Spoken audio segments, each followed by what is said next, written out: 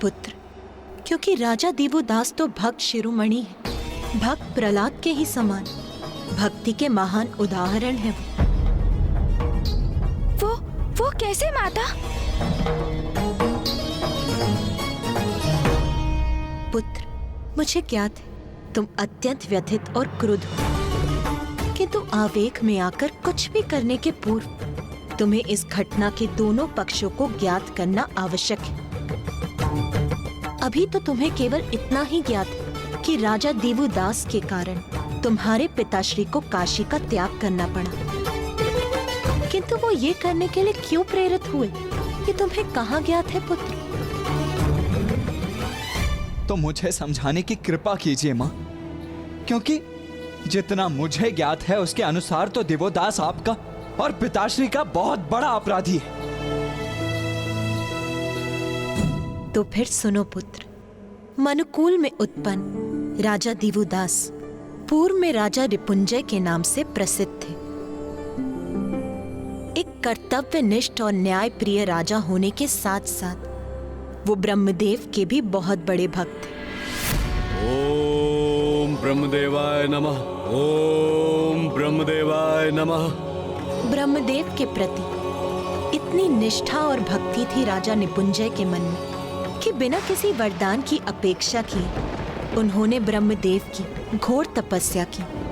ओम ब्रह्मदेवाय नमः, ओम ब्रह्मदेवाय नमः, ओम ब्रह्मदेवाय नमः, ओम ब्रह्मदेवाय नमः, ओम ब्रह्मदेवाय नमः, ओम ब्रह्मदेवाय नमः, ओम ब्रह्मदेवाय नमः, ओम ब्रह्मदेवाय नमः।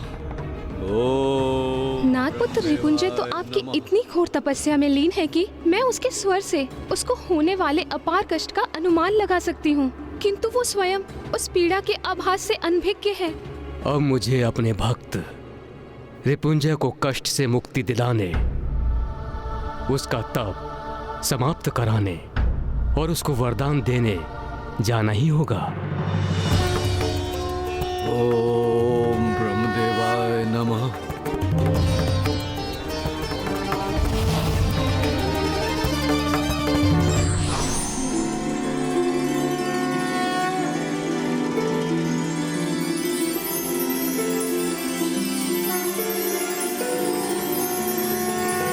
वत्स रिपुंजय, तुम्हारा तप पूर्ण हुआ।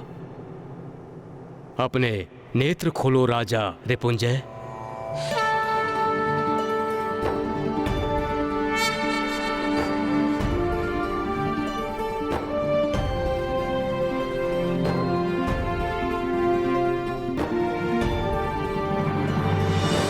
पुत्र रिपुंजय, मैं तुम्हारे तप से प्रसन्न हुआ।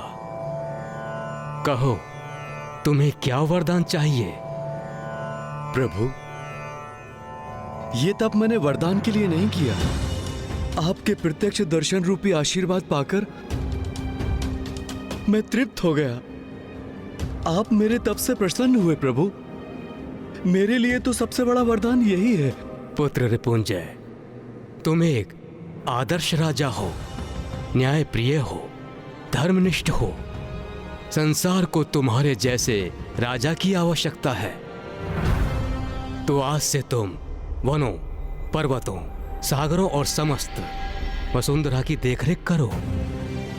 तुम्हारे धर्मनिष्ठ राज्य से प्रभावित होकर सभी देवता तुम पर सदैव अपने आशीर्वाद की वर्षा करते रहेंगे। नागराज वासुकी तुम्हें अपनी पुत्री अनंग मोहिनी का हाथ प्रस्तुत करेंगे। तुम उसे अपनी धर्म पत्नी के रूप में स्वीकार करो और समस्त संसार पर राज्य करो। देवोदशयंती युत्पत्ति के अनुसार आज से मैं तुम्हारा नवीन नाम देवोदास भी देता हूँ। प्रभु, प्रभु, आपकी आज्ञा का पालन करना तो मेरा परम सौभाग्य होगा, किंतु मैं अपनी राजधानी कहाँ स्थापित करूं? वत्स देवोदास, तुम धर्माचरण पर अड़िग रहने वाले पराक्रमी राजा हो। तुम्हारा राज्य तुम्हारे प्रति धर्म की अटूट निष्ठा पर ही आधारित होगा। तुम्हारे राज्य में देवताओं की सहायता से संसार में समृद्धि रहेगी। चहुं दिशाओं में शांति, प्रसन्नता और धर्म के प्रकाश का विस्तार होगा। इसलिए तुम्हें तो ऐसे स्थान पर स्थित होकर राज्य करना चाहिए जो तुम्हारे धर्मोचित राज्य के परम प्रतीक के समान हो। मैं तुम्हें वरदान देता हूँ कि तुम काशी में स्थित होकर संसार के राजकाज का कार्यभार संभालोगे।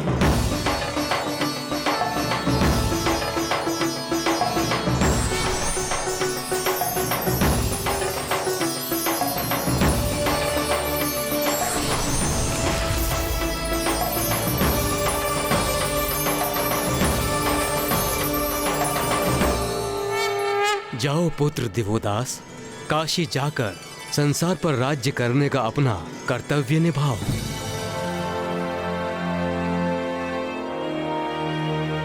क्या हुआ पुत्र? तुम्हारे मुख पर यह संकोच कैसा? क्या तुम दिए हुए वरदान से प्रसन्न नहीं हो? आपने इतने महान कार्य के लिए मुझे चुना। मैं तो अति हर्षित हूं, किंतु समस्त जगत महादेव को ही अपना राजा मानता है, और अब आपने मुझे काशी नरेश के पद पर स्थापित किया है। प्रभु, आपके दिए कर्तव्य का निर्वहन तो मैं तभी कर सकूंगा जब महादेव काशी का पूर्ण रूप से परित्याग करने की कृपा करेंगे।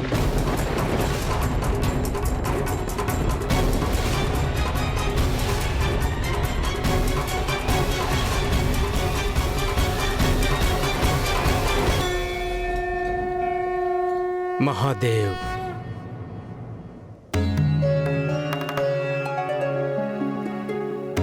ब्रह्मदेव, क्या हुआ? आप इतने चिंतित क्यों हैं? महादेव, मेरी चिंता बड़ी विकट है।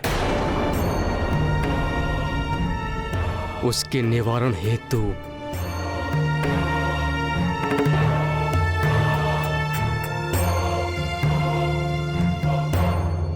आपको काशी का परित्याग कर यहां से प्रस्थान करना होगा।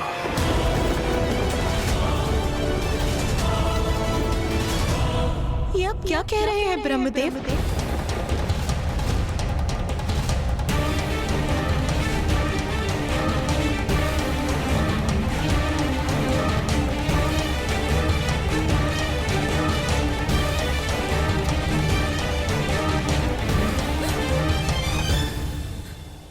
मैंने उचित सुना? क्या आपने मेरे स्वामी को, महादेव को, काशी से प्रस्थान करने के लिए कहा? क्यों किया आपने ऐसा ब्रह्मदेव? महादेव को काशी का परित्याग करना पड़ेगा? ये तुम क्या कह रहे हो वत्स? प्रभु, एक राज्य के दो राजा कैसे हो सकते हैं? इसलिए काशी का भी तो एक ही राजा हो सकता है। धर्म के अनुसार यही उचित है, और यदि हम धर्म का पालन नहीं करते तो प्रभु आप पर असत्य का दोष लगेगा, जो मैं कदापि स्वीकार नहीं कर सकता। प्रभु, मुझे ज्ञात है कि आपके द्वारा दिए गए वरदान से आपके समक्ष कठिन स्थिति उत्पन्न हो गई है। यदि आप चाहें तो कि मैं काशी नरेश के पद ग्रहण करने के प्रस्ताव से पीछे हट जाऊं? नहीं वत्स, मैं तुम्हें वरदान दे चुका हूं, और वरदान को लौटाना संभव नहीं है। कदापि नहीं।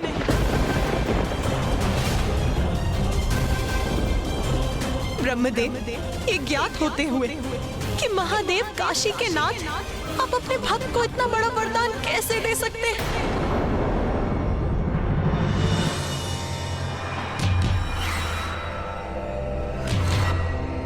उमा, ब्रह्मदेव ने तो अपने भक्त को उसके तप के फलस्वरूप वरदान दिया था। मैं काशी छोड़ने के लिए विवश हो जाऊं इसलिए नहीं। मैं स्वयं जाकर राजा दिवोदास से संवाद कर इस उलझन का उचित निदान ढूंढ लूंगा।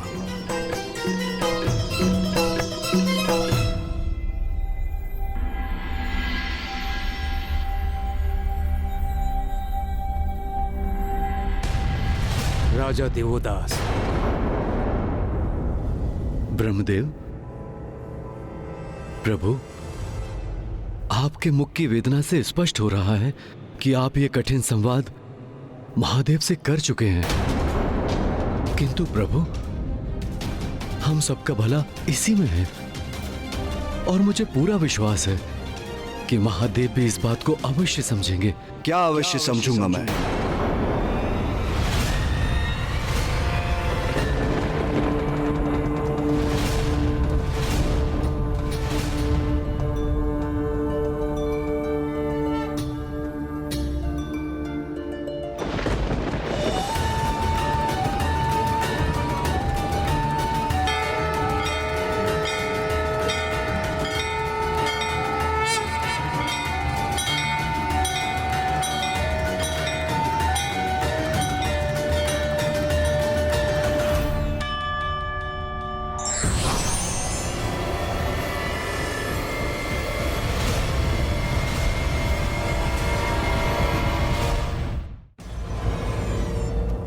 प्रणाम महादेव, प्रणाम नारायण, प्रणाम देवगण।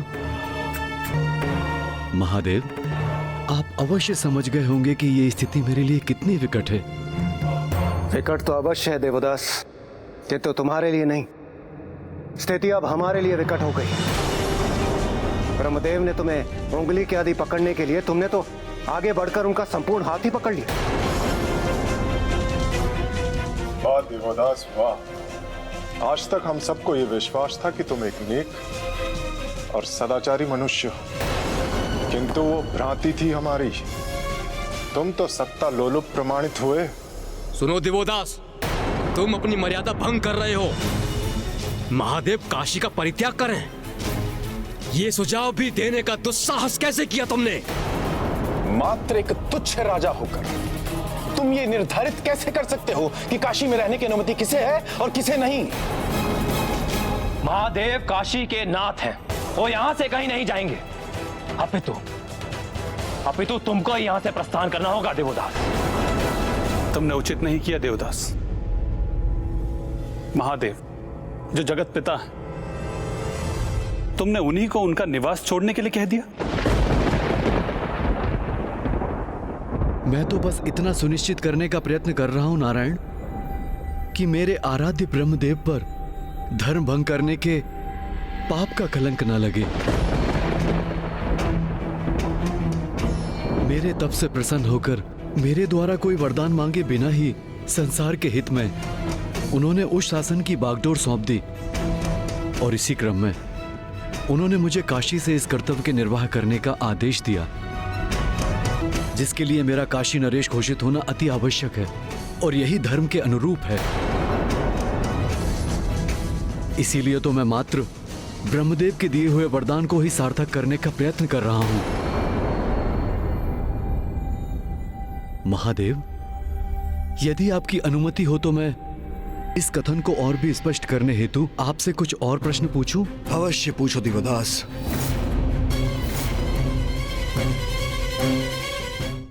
तो मुझे ये बताने की कृपा करें शशि शेखर कि ये सत्य है अथवा असत्य कि कोई भी वरदान एक बार दिए जाने के उपरांत लौटाया नहीं जा सकता।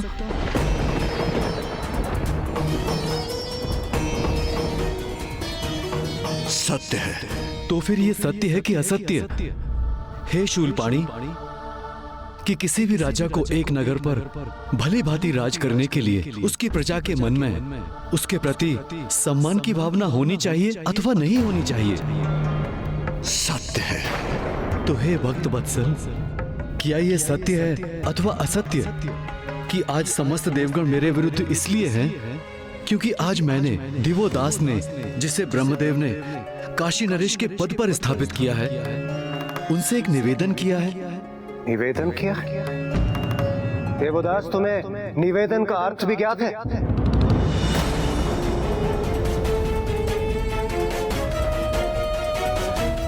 सत्य है, ये भी सर्वथा सत्य है। ये सत्य है अथवा असत्य महादेव कि आप सर्वोच्च सम्मानित जगत पिता महेश्वर विश्वनाथ यदि काशी में ही स्थित रहेंगे तो निरंतर ऐसा ही होता रहेगा।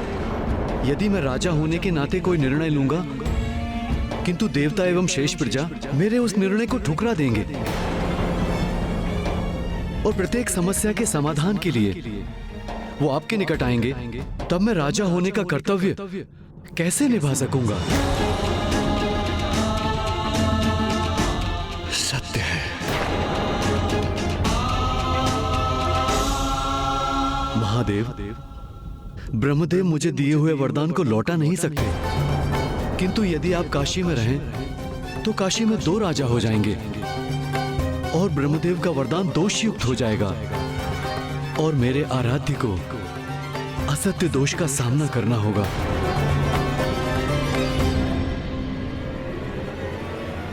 ब्रह्मदेव के वचन का मान रखने की कृपा कीजिए महादेव।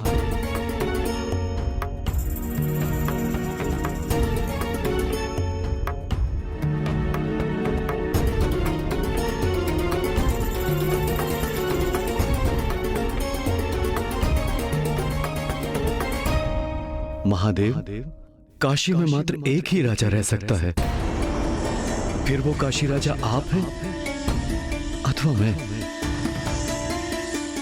इसका निर्णय मैं आप पर छोड़ता हूं प्रभु, और यदि राजा बनने का कर्तव्य मुझे पालन करना है तो आपको काशी छोड़कर जाना होगा महादेव, आपको काशी छोड़कर जाना होगा।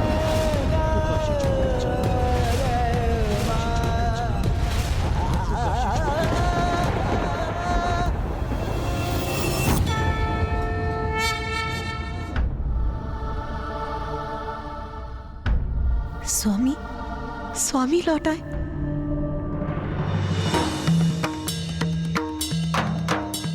स्वामी,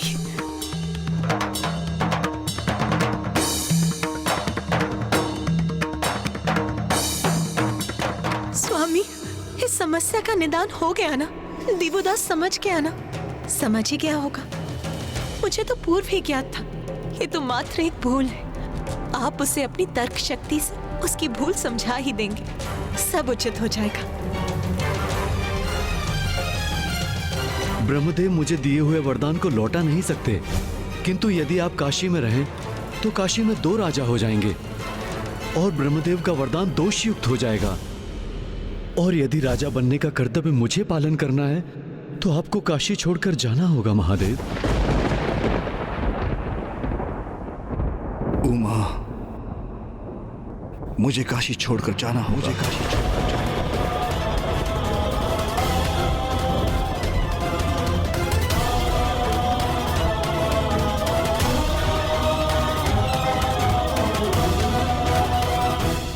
हमें ज्ञात है काशी से पिताश्री के जाने के पश्चात आप अवश्य ही बहुत दुखी और संतप्त होंगी माता, किंतु हमें उन्हें काशी लौटाने का कोई ना कोई मार्ग निकालना ही होगा। कहाँ है आप गणेश जी? मेरी मुक्ति का क्या हुआ? आपने वचन दिया था। यदि पिताश्री काशी में नहीं रहेंगे तो समस्त अतृप्त आत्माओं को मुक्ति मिलना असंभव हो जाएगा, क्योंकि उन्हीं के तारक मंत्र से भूत पिशाचों को मुक्ति मिल पाती है। पिताश्री के बिना तो काशी अपूर्ण है माता, हम उन्हें लौटाकर कैसे लाएंगे? मैंने भी ज्ञानारी जी को उनके पिशाच योनि से मुक्ति दिलाने का वचन दिया है। पिताश्री के बिना ये सब कैसे संभव हो पाएगा माता?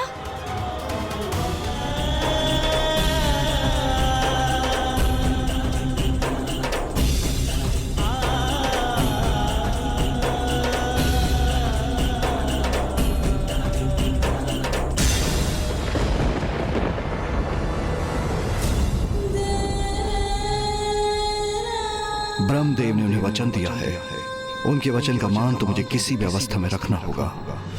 मुझे काशी छोड़कर जाना होगा।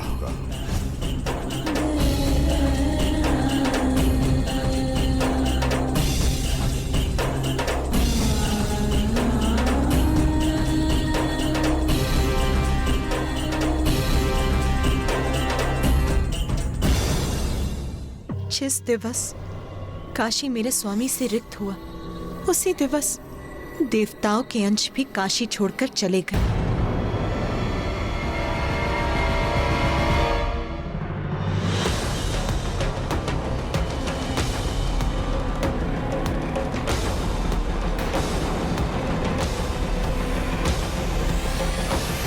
ये मुझसे कैसा अनर्थ हो गया महादेव। मेरे वरदान का मान रखने हेतु आप अपनी प्रिय काशी के साथ साथ देवी आदि शक्ति को भी छोड़कर जाने के लिए विवश हो गए हैं। और इसी कारण अन्य देवताओं के अंश भी जिनका वास काशी में था वो भी अपने स्थान से रिक्त हो गए।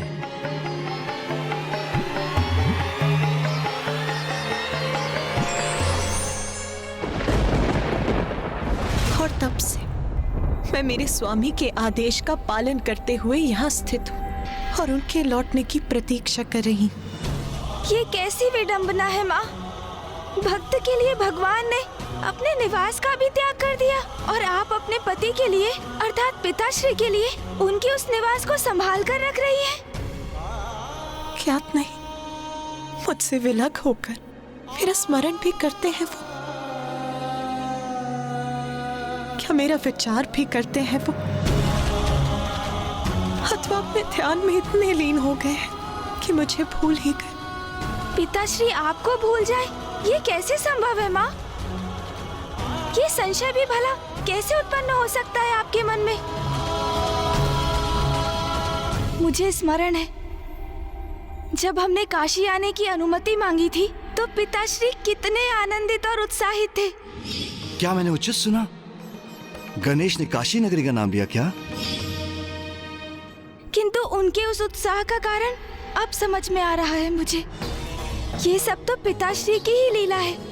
उन्हें तो आरंभ से ही ज्ञात था माँ कि ज्ञानारी जी को पिशाच योनि से मुक्ति दिलाना तो मात्र एक कारण था। मेरे और भैया के यहाँ आने का और आपकी और पिताश्री के अंश के वियोग से अवगत होने का, और हमारे यहाँ आगमन का वास्तविक कारण तो पिताश्री के अंश उनकी प्रिय काशी लौटाने का उपाय ढूंढना है। माता, माता, माता, माता। ये तो ऋषि जगेश्वी है। माता, ऋषिवर, ऋषिवर, ऋषिवर, ऋषिवर उठिए। माता, मेरे प्राण जाने को हैं। बस एक बार प्राण त्यागने के पूर्व महादेव के साक्षात दर्शन करने का इच्छुक हूँ माता। अब आप ही इसका कोई उपाय कर सकती हैं माता। साक्षात दर्शन करवा दीजिए महादेव। महादेव, ऋषिवर स्वयं को संभालिए। गणेश, जल लेकर आओ। हाँ भैया, अभी लाया। महादेव, गणेश शीघ्रता करो। ऋषिवर। हाँ भैया, ये लीजिए जल, ये लीजिए ऋषिवर, जल ग्रहण कीजिए। ऋषिवर लीजिए, लीजिए जल ग्रहण कीजिए।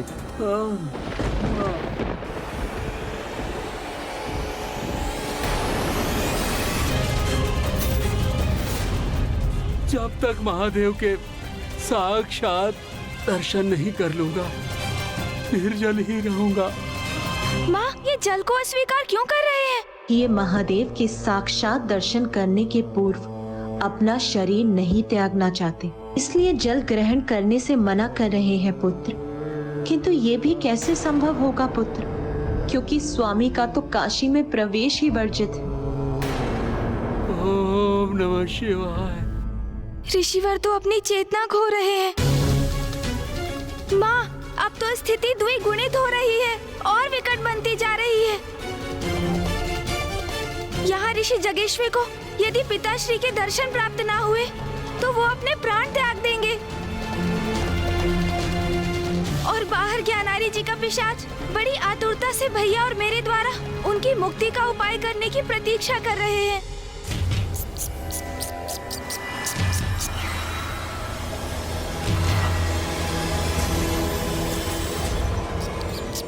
और आप भी यहाँ एकाकी इतने समय से पिताश्री के अंश की प्रतीक्षा में व्याकुल है। माँ, माँ, आपकी पीड़ा दूर करने के लिए हमें सर्वप्रथम पिताश्री को काशी लौटा कर लाना होगा।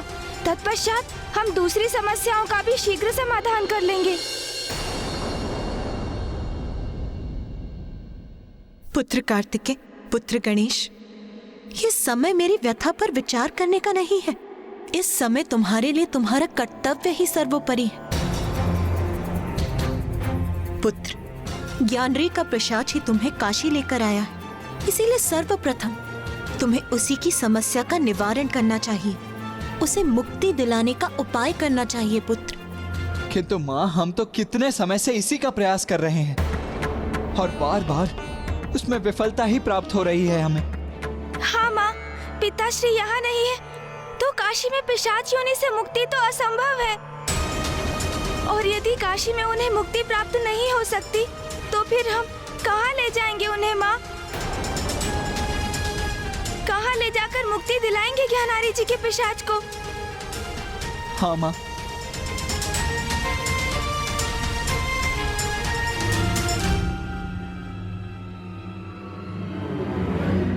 गया गया गया, उसे गया ले जाओ पुत्र, वहीं उसकी मुक्ति संभव है।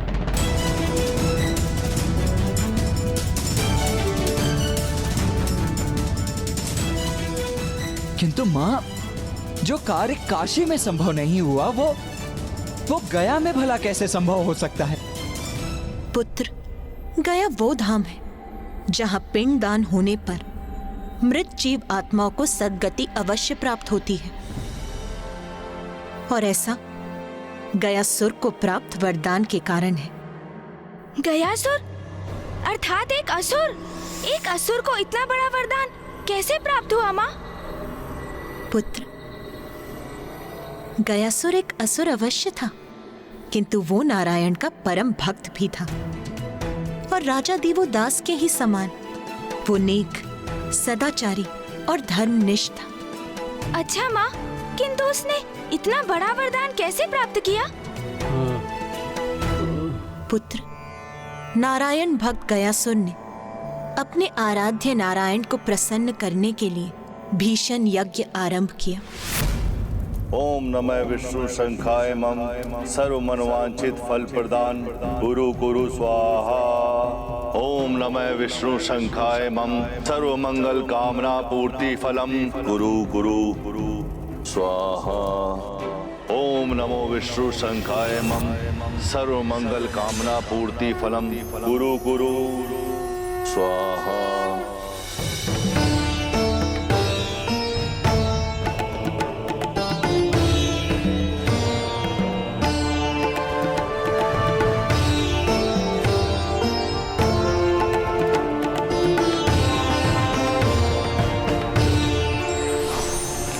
पुत्र गयासुर,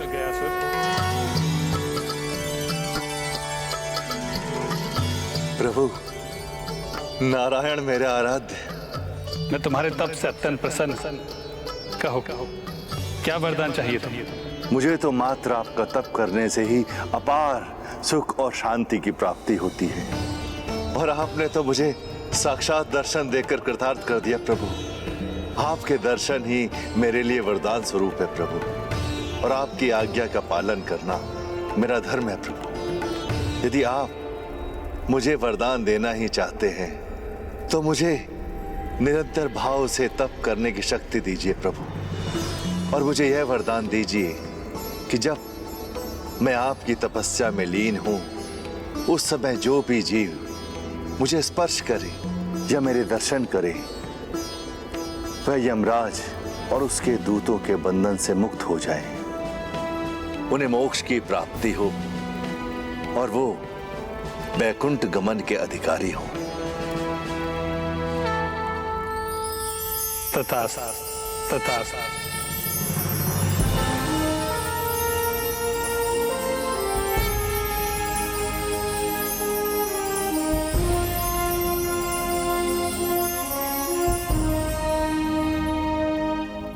आपके इस आशीर्वाद के लिए आपका कोटि कोटि धन्यवाद प्रभु।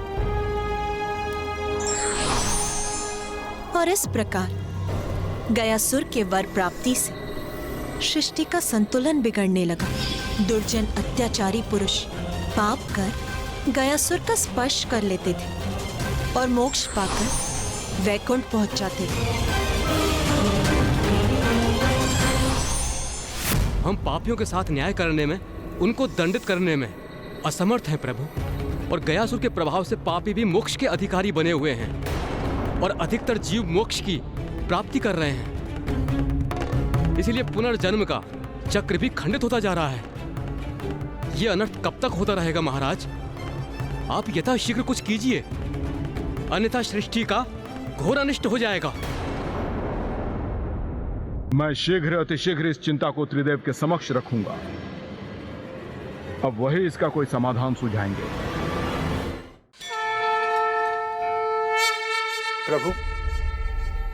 प्रभु, आपने जो गयासुर को वरदान दिया है, प्रतीत होता है कि किसी को भी पुण्य प्राप्त करने की आवश्यकता ही नहीं होगी। यज्ञ आदि में किसी की भी रुचि नहीं है।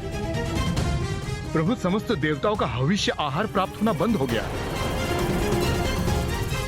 कुछ कीजिए प्रभु, सभी देवता निर्बल होते जा रहे हैं।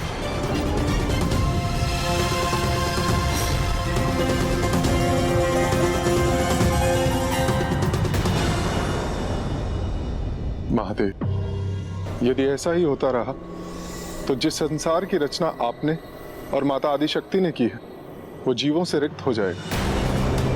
नहीं, इस समस्या का एक ही समाधान है, गयासुर की मृत्यु हो। जब वो ही नहीं होगा तो उसके माध्यम से किसी को मुक्ति भी नहीं प्राप्त हो पाएगी। सृष्टि के हित के लिए मुझे उसका अंत कर ही देना चाहिए। नहीं देवराजेंद्र, गयासुर मेरा भक्त है, निर्दोष, निष्कपट। मैं मानता हूं कि संसार की सुरक्षा आवश्यक है, किंतु उसके लिए किसी निर्दोष का वध करना कदापि उचित नहीं। और वैसे इस समय आप सभी देवताओं में कोई इतना सामर्थ्य नहीं कि गयासुर को क्षति पहुंचा सके। तो नारायण, क्योंकि मेरे वरदान के कारण उसके चारों ओर एक प्रबल ऊर्जा है।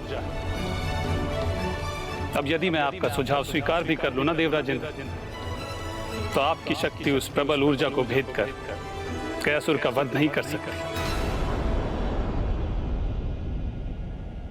हमें कोई ना कोई उपाय तो निकालना ही होगा, वो भी शीघ्र अतिशीघ्र।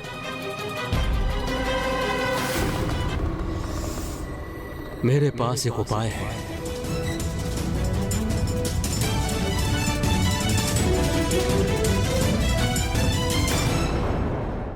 ओम नमः विष्णु शंखाय मम सर्व मंगल कार्याय पूर्ति नमः कुरु कुरु स्वाहा। ओम नमः विष्णु शंखाय मम सर्व मंगल कामना पूर्ति फलम कुरु कुरु स्वाहा। गयासुर,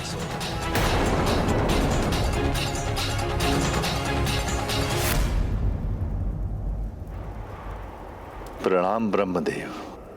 मुझे ज्ञात है कि नारायण की तपस्या से ही तुम अति आनंदित हो। तुम्हें मुझसे अथवा किसी और से कोई वरदान नहीं चाहिए, किंतु मुझे तुमसे एक वरदान चाहिए। आप जो चाहे मांग ले ब्रह्मदेव। मैं तपस्या के मध्य जो भी मेरे वश में है वो वरदान देने के लिए प्रतिबद्ध हूं।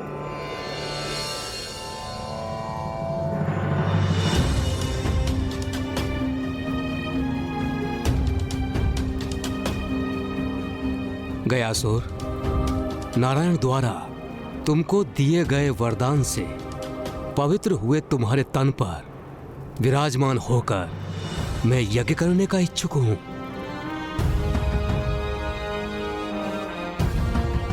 अवश्य प्रभु, यह तो मेरा सौभाग्य होगा। जब तक मैं तुम्हारे तन पर आरूढ़ होकर ये यज्ञ संपन्न नहीं कर लेता, किसी को भी हमारे निकट आकर मेरे यज्ञ में व्यवधान डालने की अनुमति नहीं होगी। अपनी इस युक्ति से ब्रह्मदेव ने यह सुनिश्चित किया कि अयोग्य जीव गयासुर के दर्शन अथवा स्पर्श के माध्यम से मोक्ष न प्राप्त कर सके। ब्रह्मदेव के आग्रह को अपना सौभाग्य मानकर गयासुर ने ब्रह्मदेव के प्रस्ताव को स्वीकार किया और स्वयं पृथ्वी पर लेट गया। उसका विशाल शरीर 5 कोस के क्षेत्र में फैल गया और ब्रह्मदेव उस पर स्थित होकर यज्ञ करने लगे।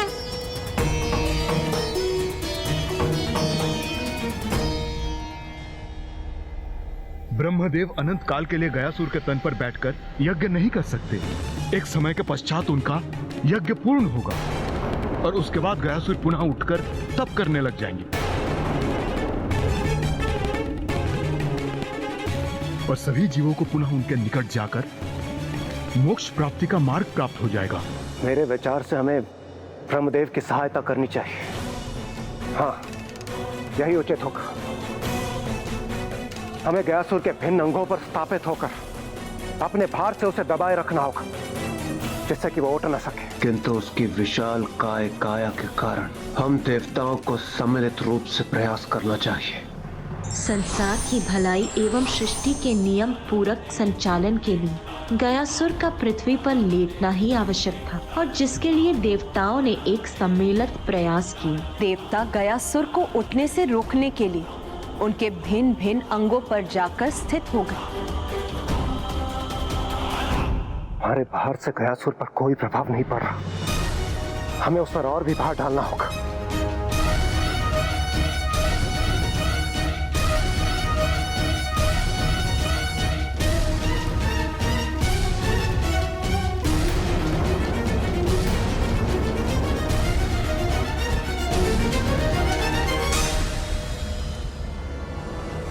हम सभी ने अपनी संपूर्ण शक्तियों का प्रयोग कर लिया, किंतु फिर भी हम गयासुर पर नियंत्रण पाने में असमर्थ हैं। इससे चिंतित सभी देवता महादेव का आवाहन करने लगे और अंततः महादेव उन सभी के समक्ष प्रकट हुए। गयासुर नारायण का परम भक्त है, इसलिए इतना बल उसमें नारायण की परम भक्ति से ही उत्पन्न हो रहा है। इसलिए आपकी समस्या का समाधान तो नारायण ही कर सकते हैं। इसलिए आप सभी नारायण का ही आह्वान कीजिए।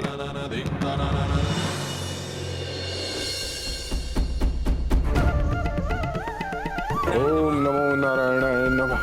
ओम नमो नारायण नमः। ओम नमो नारायण नमः। नमः। ओम नमो नारायण नमः। नमः।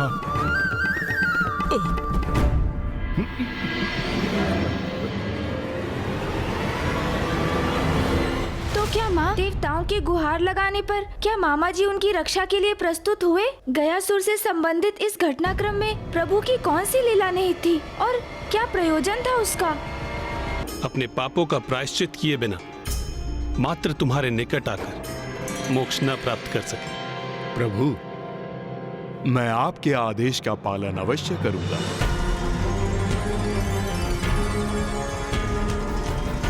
तुम्हारे इस त्याग से मैं अत्यंत प्रसन्न हूं। मांगो गयासुर, वरदान मांगो।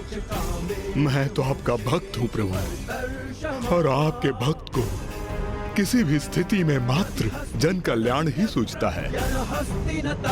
इसीलिए आप मुझे ये वरदान दीजिए कि आप मेरे हृदय में सदैव जब तक सृष्टि रहेगी श्री विग्रह रूप में स्थित रहेंगे प्रभु। और इस क्षेत्र में जो भी अपने पूर्वजों का पिंड दान करेगा उसे सद्गति की प्राप्ति होगी प्रभु।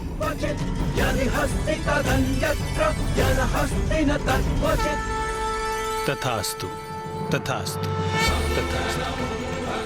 गयासुर, मैं तुम्हें वरदान देता हूं कि भूमि में समाने के पश्चात तुम्हारे शरीर के ऊपर की भूमि को पवित्र गया भूमि कहकर पुकारा जाएगा, और जो कोई भी अपने पूर्वजों का पिंडदान इस भूमि पर करेगा उसके पितरों को सद्गति प्राप्त होगी।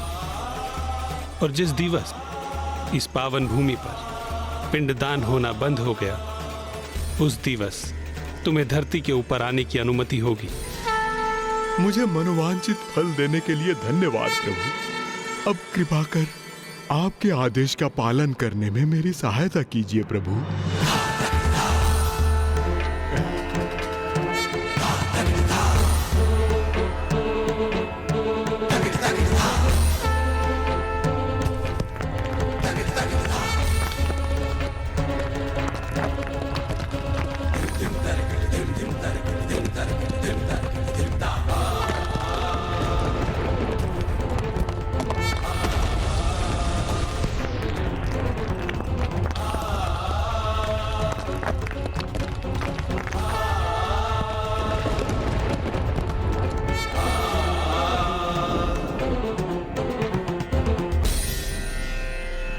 पुत्रों, ज्ञानरी के पिशाच और सुबोध को गया ले जाओ।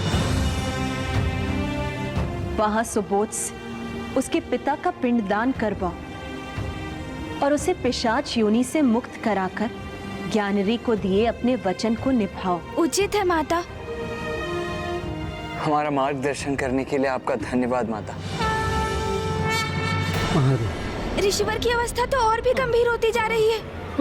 पानी माँ, ऋषि जगेश्वर तो अत्यंत रुग्ण अवस्था में प्रतीत हो रहे हैं। हाँ पुत्र, ऋषिवर की स्थिति तो बिगड़ती ही जा रही। यदि वो अन्न और जल से वंचित रहे तो शीघ्र ही उनका अंत हो जाएगा और अब उनके जीवन की मात्र 30 श्वासों की अवधि शेष। महादेव, महादेव। माँ, यदि हम पिताश्री के काशी आगमन का उपाय नहीं कर सके तो हम सब ब्रह्म हत्या के दोष के भागी बनेंगे।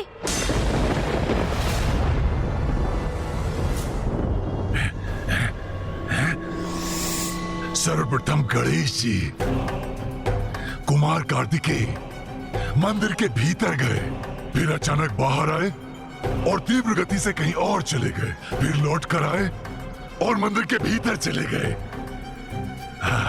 और अभी भी मंदिर के भीतर ही है।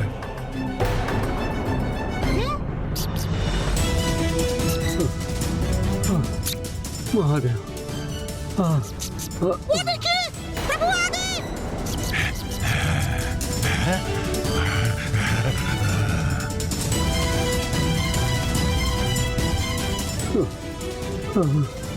महादेव, महादेव। पिताश्री, प्रभु गणेश जी और गुरुदेव तो लौट रहे हैं, किंतु वो अपने साथ किसे ला रहे हैं? महादेव,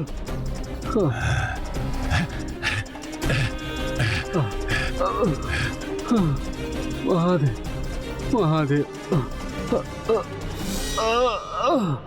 ओम नमः शिवाय, ओम नमः शिवाय, ओम नमः शिवाय, ओम नमः शिवाय, ओम नमः।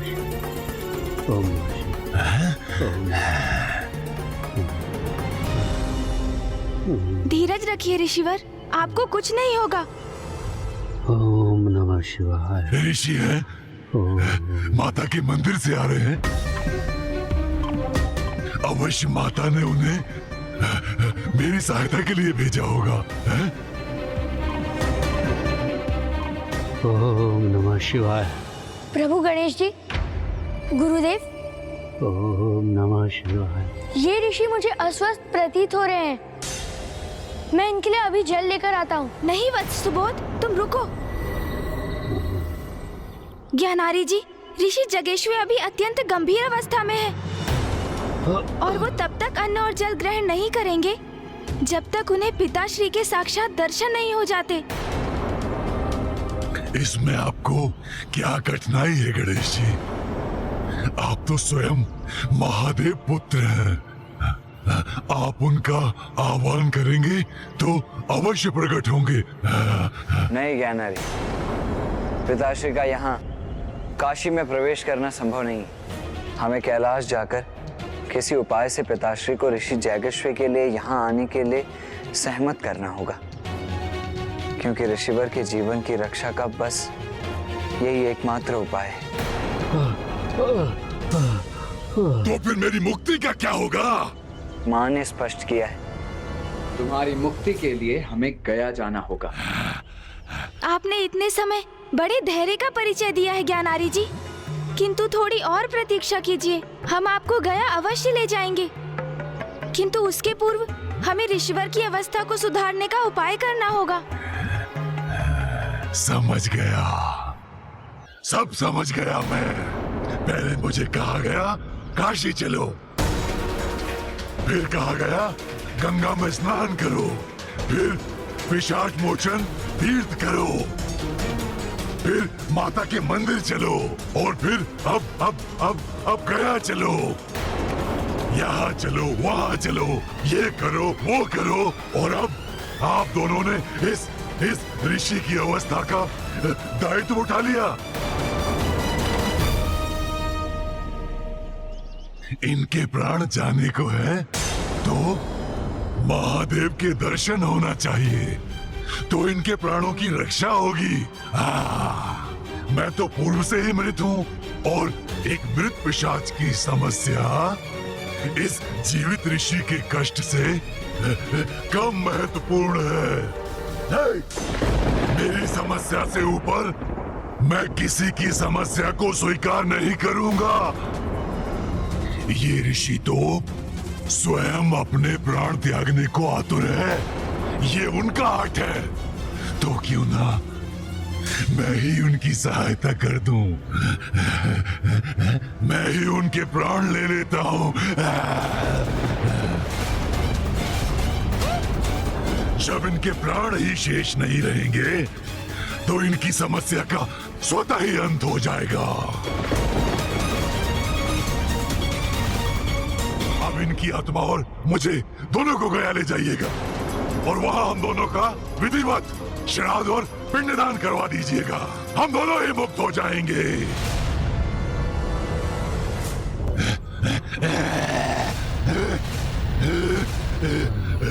रुकिए ज्ञानारी जी। नहीं, मात्र यही मार्ग शेष है, और कोई अन्य उपाय नहीं हो सकता। जब तक इसे दंड नहीं दूंगा, ये पिशाच रुकने वाला नहीं है। भैया रुक जाइए। जब तक जीवित थे आप निरंतर पाप करते रहे,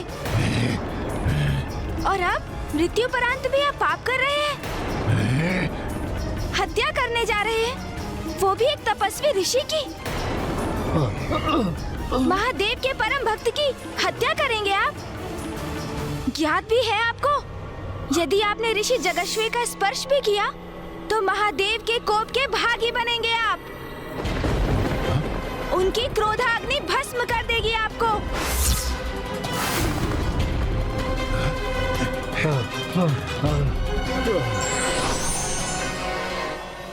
ये निराशा के प्रभाव में मैं क्रोध के आवेग में बह गया, किंतु मुझे जो चाहिए उसके लिए मुझे कितनी और प्रतीक्षा करनी होगी? ज्ञानारी जी, आपको अपने लक्ष्य की प्राप्ति में विलंब हो रहा है। इसका अर्थ ये तो नहीं कि आप किसी अन्य के प्रति हिंसक हो जाएंगे। एक दुर्बल अस्वस्थ ऋषि पर आक्रमण कर बैठेंगे। गणेश जी, कुमार कार्तिकेय, मैं कुशल हूँ, मैं अशक्त अवश्य हूँ, किंतु मेरी पीड़ा इस पिशाच की पीड़ा की तुलना में कुछ भी नहीं। आप मेरी चिंता मत कीजिए, मेरी तो भक्ति में ही शक्ति है। मेरा विश्वास है कि महादेव और माँ जगत जननी मेरा कुछ अनिष्ट नहीं होने देंगी। हाँ ऋषिवर, आप सत्य कह रहे हैं।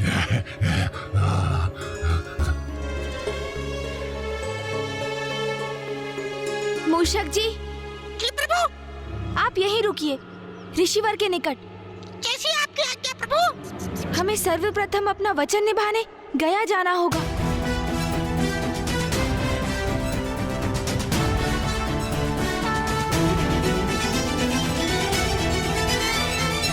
माता, आपको इस प्रकार काशी में एकाकी छोड़कर जाने का मन तो नहीं कर रहा है? किंतु आपके आदेश का पालन करने हेतु सर्वप्रथम हम ज्ञानारी जी की सहायता करने, उन्हें पिशाच योनि से मुक्ति दिलाने, उन्हें गया ले जाएंगे। हम ज्ञानारी जी को शीघ्र मुक्ति दिलाने का प्रयास करेंगे, जिससे शीघ्र यहाँ आकर आपको एवं पिताश्री को मिलाने का प्रयास कर सके माँ। मैं भी बड़ी अधीरता से उसी दिवस की प्रतीक्षा कर रही हूँ पुत्र, जब स्वामी के अंश से पुनः मेरा संयोग होगा। प्रिय,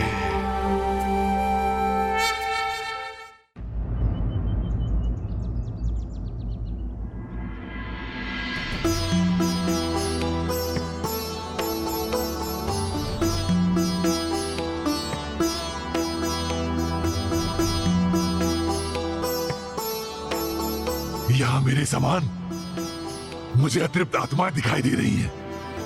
अर्थात ये वही स्थान है जहां मुझे मुक्ति प्राप्त होगी।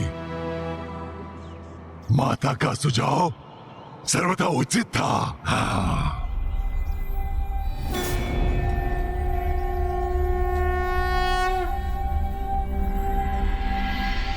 इस आत्मा को मुक्ति दिलाने के लिए हमें श्राद्ध करना होगा, परंतु मुक्ति कितनी आसानी से मिलेगी वो इस बात पे तय होगी कि जिनका पिंडदान हो रहा है वो अपने जीवन काल में कितने पाप किए हैं। पिताश्री ने तो अनेकों पाप कर्म किए हैं, उनके लिए मुक्ति पा पाना कैसे सरल हो पाएगा। किंतु जो भी हो, हमें अपने दिवंगत संबंधियों को पूर्ण रूप से मुक्ति दिलाने का प्रयास अवश्य करना चाहिए। यही हमारा धर्म है। पितृलोक वो लोक है जहाँ हमारे पूर्वजों की आत्माओं का वास होता है। चंद्रलोक स्वर्गलोक से भी उच्च स्थान पितृलोक का होता है। यदि किसी का उचित प्रकार से श्राद्ध कर्म ना किया गया हो तो मृतक की आत्मा भटकती रहती है। उसे शांति केवल उचित प्रकार से किए श्राद्ध कर्म से ही मिल सकती है। अर्थात क्या यहाँ मेरे पिता का श्राद्ध कर देने से उनकी आत्मा को सद्गति प्राप्त होगी? निस्संदेह। किंतु ब्राह्मण देवता, ये श्राद्ध कर्म होता क्या है? इस श्राद्ध का फल तुम्हारे पूर्वजों को मिलेगा। इसी से उन्हें शीघ्र मुक्ति पाने में सहायता मिलती है। इसमें 3 विधियां होती हैं: जलदान, पिंडदान और ब्राह्मण भोजन। जलदान के द्वारा उस आत्मा को जल प्रदान होता है, पिंडदान के द्वारा तृप्ति होती है और ब्राह्मण भोजन के द्वारा शेष पूर्ति होती है। अब हम पिंडदान से आरंभ करेंगे। किंतु ब्राह्मण देवता, ये पिंड क्या होता है? गणेश जी, मैं आपकी ये जिज्ञासा अवश्य शांत करूंगा। किसी भी गोलाकार वस्तु को पिंड कहते हैं। जथा पिंडे तथा ब्रह्मांडे, ये पूरा ब्रह्मांड ही 5 तत्वों जल, अग्नि, तेज, वायु और पवन से बना हुआ है। उन्हीं 5 तत्वों से अपना शरीर भी बना हुआ है। इसलिए पिंड ब्रह्मांड का प्रतीक है और ब्रह्मांड पिंड का।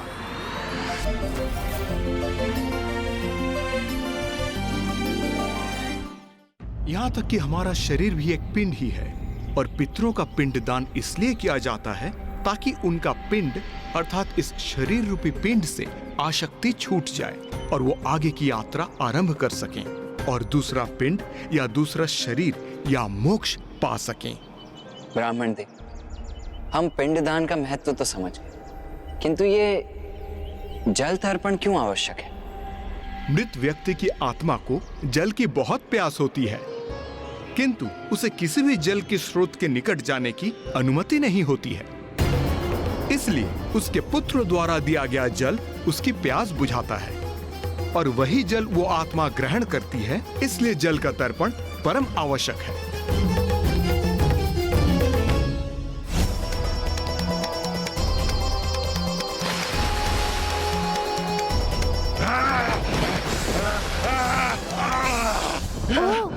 तो इसलिए माता गंगा ने ज्ञानारी जी के पिशाच को अपने जल में प्रवेश करने की अनुमति नहीं दी। अब आप सभी को समझ आया कैसी यंत्रणा सह रहा हूं मैं। इसीलिए तो आपसे बार बार कह रहा हूं, मुझे इस पिशाच योनि के कष्ट से मुक्त कराओ, मुक्त। और पितरों और देवताओं का प्रतिनिधित्व करने वाले 2 ब्राह्मणों को भोजन कराना इसीलिए आवश्यक है क्योंकि देवताओं को महाभोग प्रस्तुत किए बिना तो कोई भी पूजा संपन्न नहीं होती। और ये तो श्राद्ध है, और उच्च लोक में स्थित पितृ देवताओं के समान ही होते हैं, और इसीलिए पितरों को प्रसन्न करने हेतु उन्हें भोजन प्रदान करना तो अति आवश्यक है। मैं उचित कह रहा हूं ना ब्राह्मण देव? आपने सर्वथा उचित कहा कुमार कार्तिकेय जी। ब्राह्मण देवता, कृपया करके हमें ये भी बताइए कि किसी भी मृत व्यक्ति का पिंडदान कब आरंभ करना चाहिए? मनुष्य की मृत्यु के उपरांत प्रथम दिन से ही पिंडदान प्रारंभ करना चाहिए। किंतु यदि किन्हीं विशेष परिस्थितियों के कारण अथवा अज्ञानतावश कोई अपने निकट संबंधियों का पिंडदान करने में असमर्थ रहा हो, तो जैसा कि ज्ञानारी के साथ हुआ, तो इस भूल को सुधारने का क्या उपाय है? यदि मरणोपरांत किसी का पिंडदान ना हो तो ये अत्यंत दुर्भाग्यपूर्ण है। तब मृत जीव की आत्मा किसी न किसी रूप में आकर अपने संबंधियों को अवश्य सताती है। ब्राह्मण देवता, आप सर्वथा उचित कह रहे हैं। हमारे साथ भी यही हुआ है।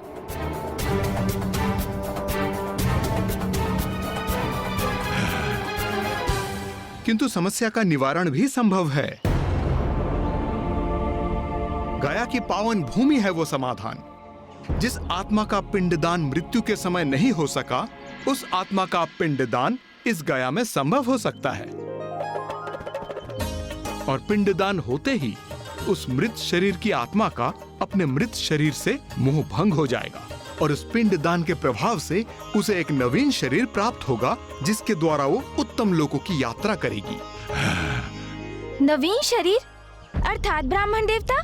मृत्युपरांत प्रथम दिवस से जैसे ही पिंडदान की विधि आरंभ होती है, तभी प्रतिदिन उस आत्मा के लिए एक नवीन शरीर उत्पन्न होने लगता है, और ये प्रक्रिया 10वें दिवस में जाकर समाप्त होती है। नवीन शरीर? तो क्या मुझे भी नवीन शरीर प्राप्त हो जाएगा? फिर मुझे मुक्ति पाने की क्या आवश्यकता है? इस नवीन शरीर को यातना शरीर कहते हैं। यातना शरीर? किंतु उसे यातना शरीर क्यों कहा जाता है ब्राह्मण देवता?